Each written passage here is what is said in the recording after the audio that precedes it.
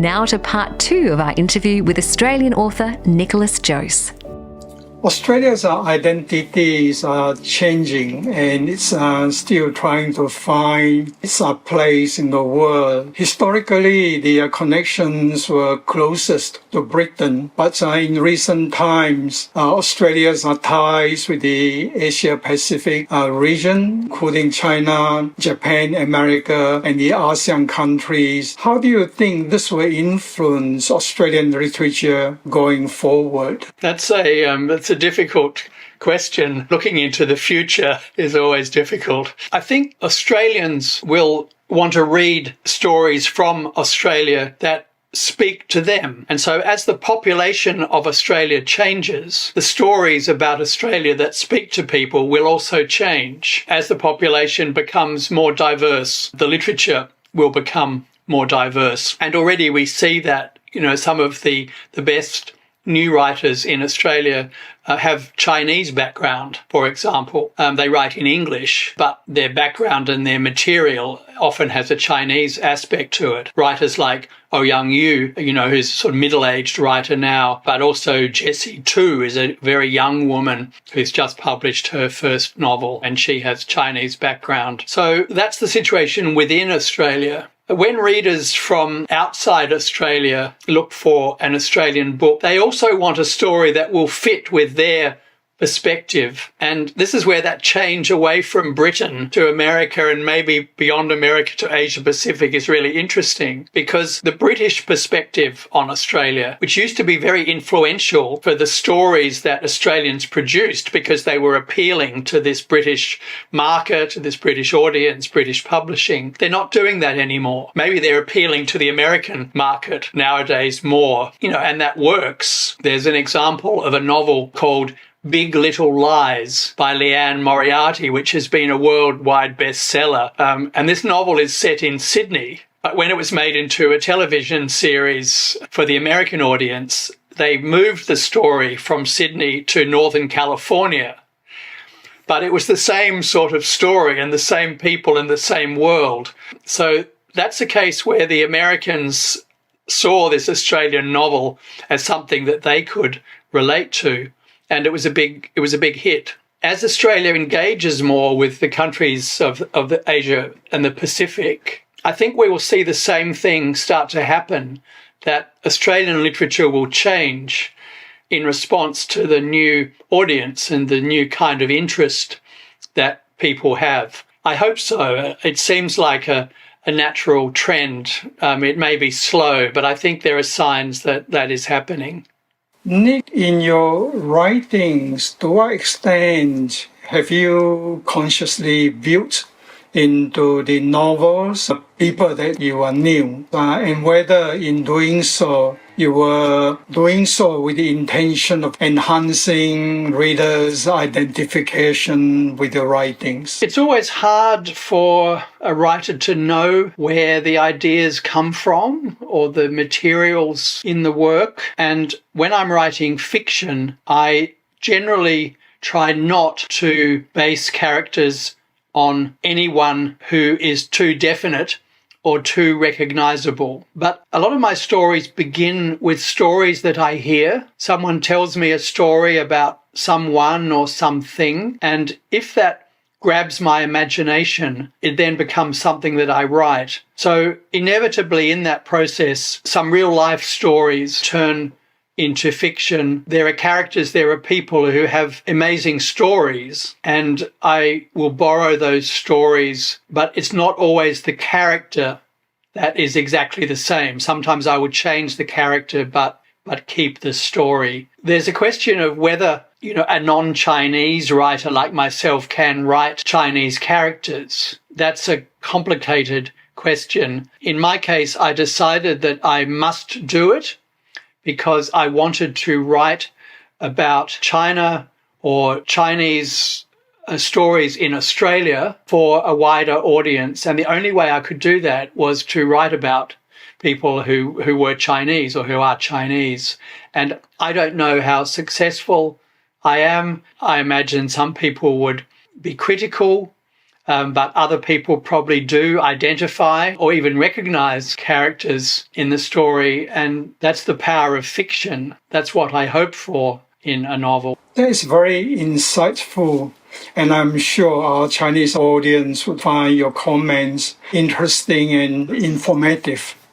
You mentioned Alexis Wright, a very popular and important writer among the Chinese. We also have seen in recent years a growing interest in China with other forms of indigenous writings. And in 2018, the Old Masters, Australia's Great Bark Artist traveling exhibition created quite a bit of excitement among Chinese audience and followers. How have you noticed Chinese people view First Nation people in Australia? I've always found that that Chinese people are very interested, Australia's First Nations people and their culture and their way of life, but also their actual situation, their real life situation. I think it's partly that for Chinese people, Aboriginal Australia is something that is unique. Only Australia has this ancient culture, and it's something very valuable for Chinese people, even if they're not very familiar with it. There's a kind of respect there as well as interest, I would say. And in some ways, it is mutual. Years ago now, the pioneering Aboriginal poet and activist Oodgeroo Noonuccal visited China in a delegation, and she had an absolutely wonderful time. And she felt a strong affinity with China. She felt a connection with China, and the people who she met in China were very warm and very friendly. And I think there's something real in that.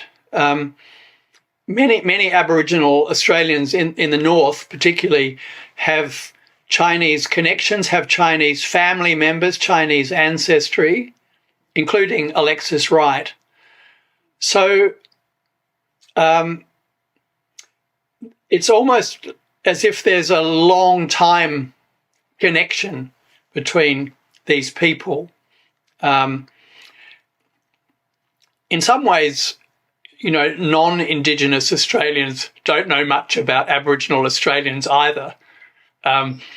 So the Chinese, when they are meeting Aboriginal people, can do it without preconception, without prejudice, in a way that's probably more difficult for a non-Indigenous Australian. I'm not sure about that, but I think when Aboriginal art is shown in China, for example, it's possible for Chinese audience to see it through very fresh eyes and in an open and very interested way. There was, of course, also the international dimension, and that in the 1970s, perhaps that China was actively identifying itself with the oppressed people of the world. As a result, the American civil rights movement had quite extensive connections with China, as did, I think, some indigenous activists from Australia. So there was that, I think, international context to the interest in Australia's first people. Do you see some challenges in us telling, this story, the First Nation story, to the Chinese, or for that matter, another foreign audience? Yes, I think it's great that Chinese people are able to see Aboriginal art for themselves, works of art that express Aboriginal people's own experience in their own way, and similarly to read their books and learn about Aboriginal people and hear their stories in their own voices. I feel much more comfortable about that than someone like myself telling the stories sort of at second hand, although sometimes someone is necessary to make introductions or to do some of the organisation or even the translation. But my experience is that the connection is much stronger when an Aboriginal person, an Aboriginal writer or an artist or a sports person or anyone really can interact directly with their Chinese colleagues. Your works have been translated into the Chinese language, including the two novels, The Red Thread and The Custodians. How important is intercultural communication in the Australia-China relations? Well, it's extremely important now more than ever.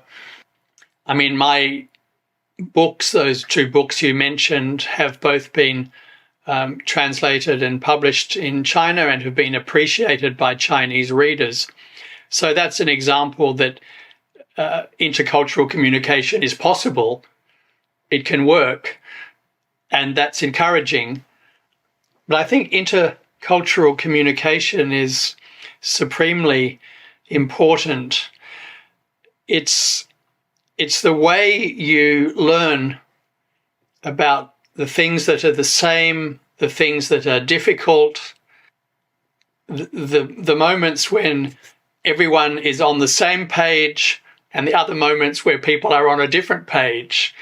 And by trying to communicate interculturally, you can become aware of that and you can understand what is involved, and hopefully you can become more effective at managing the relationship well. It's not easy always. It takes time, it takes effort, and it takes openness, and it takes respect. But I think for me, that intercultural communication is really the foundation on which any relationship can be built. And it can happen in many ways. It can happen through cultural exchanges. Literature can be a quiet but effective part of that. You mentioned about the growing volume of Australian works being translated in China. I take it that the reverse, Chinese works being translated into English for the Australian audience. The volume, the later volume is much smaller. What, in your view, determines what kinds of books are translated and what books are popular in Australia and China? It's unfortunate that the balance is not more equal. One of the problems is that Australia's place in the English language publishing world is also small. So we get books translated from Chinese through American publishing channels or British publishing channels very often. But in fact, I think our own relationship with China is closer than with those other countries. And if we had more capacity or more resources, we could publish more Chinese literature in English translation ourselves in Australia. It is happening, but as you say, to a small extent. People do like to see themselves reflected in what they read. So the stories that Chinese people like to read about Australia very often have a Chinese dimension to them. So Chinese readers are very interested in what Australians in China are thinking and doing, and even in novels. They're also interested in what is happening to Chinese in Australia. So those sorts of stories can be quite popular. For books to be published in Australia from China, they they usually need to tell a big story. And one of the curious things is that Chinese readers love a love story. They like a big romantic story. And the most popular Australian novel in China ever is the novel called The Thornbirds by Colleen McCulloch. I mean, it's an old novel, but it's the story of a forbidden love, and it's very, very popular. In Australia, we don't seem to be so romantic. And the best known Chinese book in Australia is probably the book called Wild Swans, which is based on real life. It's the story of 3 generations of women in one family told through the 20th century. I mean, it's not a love story. It's anything but a love story. So that shows that there is very different taste on the two sides here. And it's quite hard, I think, for publishers to kind of get the thing that is going to work. Apart from the 2 volumes that have been translated into Chinese, the Red Thread and the Custodians, what would you recommend among your other writings, both fictions and essays and critical comments? What would you recommend to our Chinese audience? Well, I have a soft spot for my second novel, a short novel called Paper Nautilus. It's the name of a shell, actually. This is quite a simple story of a community on the coast of South Australia. But again, it's a story of several generations in this community. It has some connection with the war in the Pacific, the war in Darwin, or in the islands to the north of Australia. And that's a novel that I wrote many years ago, but I always am quite fond of it. Another book of essays is called Chinese Whispers, Cultural Essays, and that was published in the 1990s. So when I came back from my 5 years of working in China, I was often asked to write short essays for magazines and so on. And I was thinking about and reflecting on my experiences, and so they are gathered in that little book. And although it was a long time ago now, I think people still enjoy reading it. And I think for Chinese readers also it would have something to say. It's very much about a particular period of time, but that makes it interesting too. Yes. So I think also pertinent for younger Chinese to reflect on the period that you wrote about, the 1980s, yes, and so on. Your engagement with China has been both deep but also multi-dimensional. You are very highly regarded in your literary contributions, but you have also been very active both in China, in Australia, in the performing art and the visual art areas.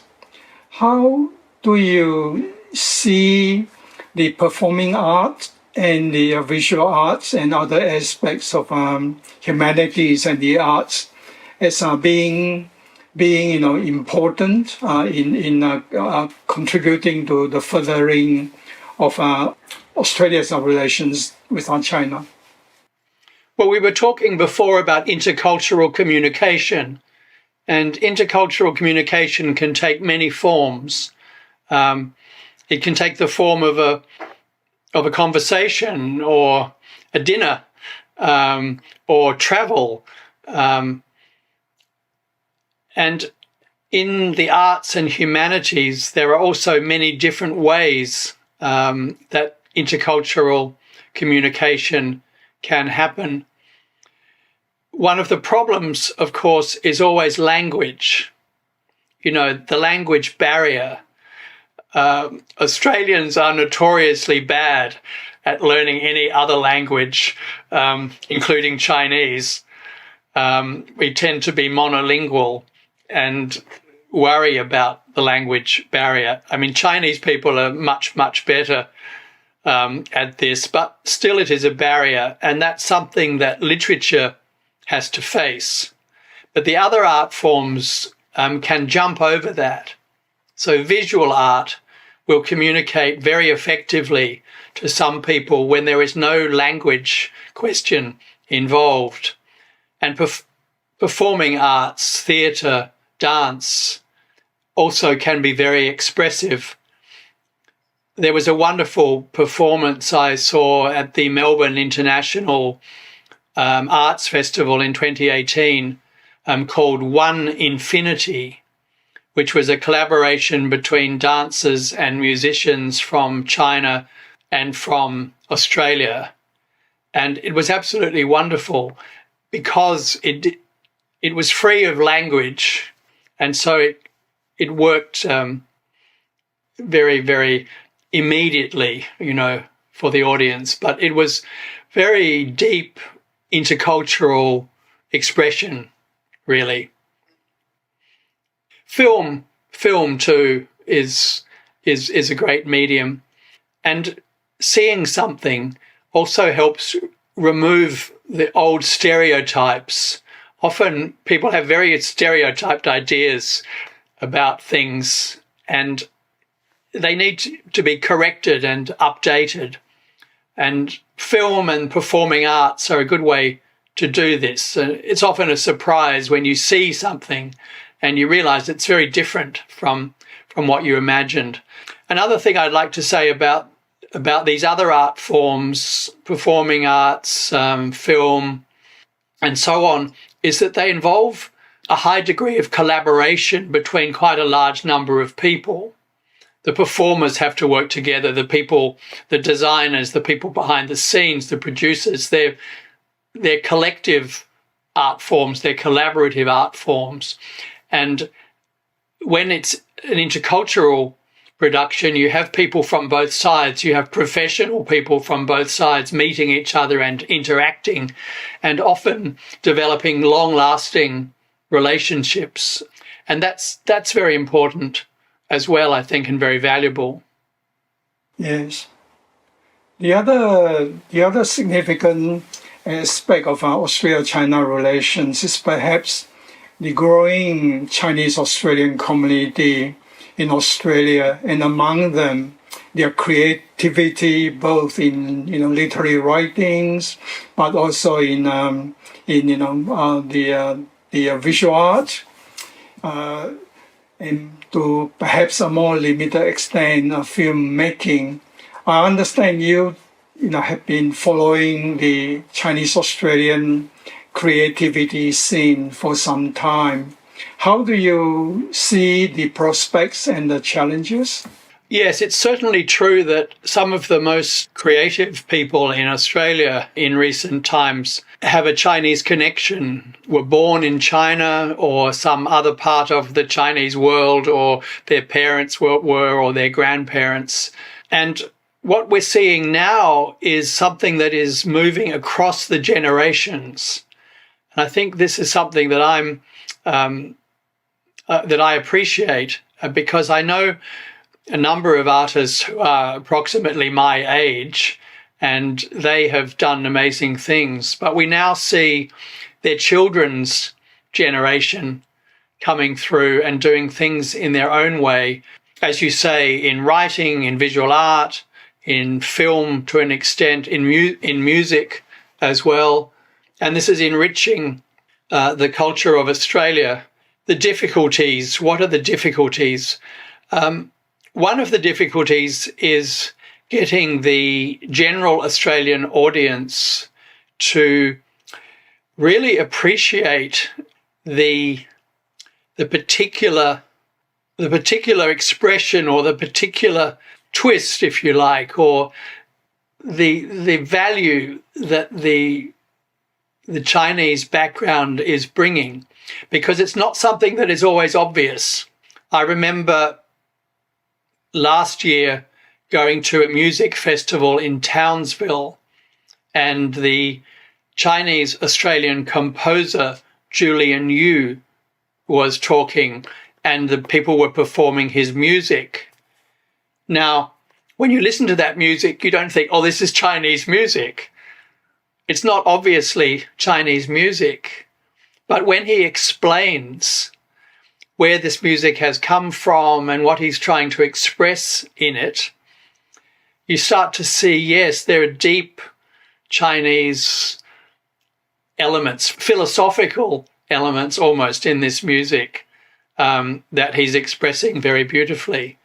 But again, it takes time to appreciate that, and it's not always obvious. So it goes back to the intercultural communication that we were talking about before. You have to just be prepared to, to sit and to wait and to be open and to reflect, and then something will be revealed.